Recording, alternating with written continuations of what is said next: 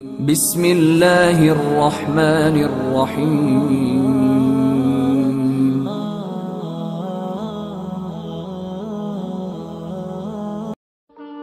تقوی کے فوائد کیا ہیں؟ اللہ تعالیٰ قرآن مجید میں ارشاد فرماتے ہیں من یتق اللہ یجعل لہ مخرجا ویرزقہ من حیث لا یحتسب۔ تقوی ہے کیا؟ تقوی یہ ہے کہ ہر وقت اللہ کا دل میں ڈر ہو، اور تقوی جو ہے اس کے فوائد کیا ہیں؟ اللہ تعالیٰ فرماتے ہیں من یتق اللہ یجعل لہ مخرجا ویرزقہ من حیث لا یحتسب۔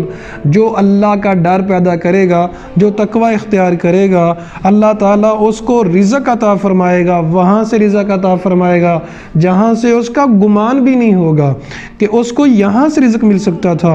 وَيَجْعَلْ لَهُ مَخْرَجًا، اور اللہ تعالیٰ اس سے مشکلات سے نکلنے کا راستہ بنا دے گا جہاں سے وہ سوچ بھی نہیں سکتا۔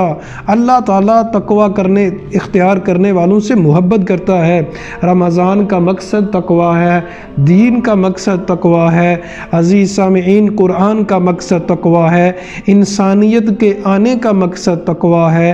اللہ تعالیٰ کا تقوی اختیار کرنا، اللہ کا ڈر اختیار کرنا، اس کے اور بھی کئی ایک فوائد، بہت زیادہ فوائد ہیں۔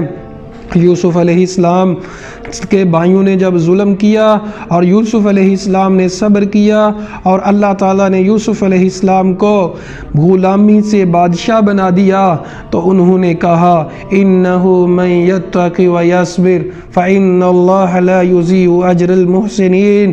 اللہ کا یہ فیصلہ ہے، جو تقوی اختیار کرتا ہے اور صبر کرتا ہے، اللہ تعالیٰ ایسے لوگوں کا اجر کبھی ضائع نہیں کرتا۔ عزیز سامعین، تقوی سے اللہ تعالیٰ کی بڑی مددیں آتی ہیں۔ تقوی کرنے سے انسان گناہ کم کرتا ہے، تقوی ہی سے انسان کو اللہ یاد رہتا ہے۔ سو تقوی کرنے والوں سے اللہ فرماتے ہیں ان اللہ اللہ تعالیٰ یحب التوابین و یحب المتطہرین۔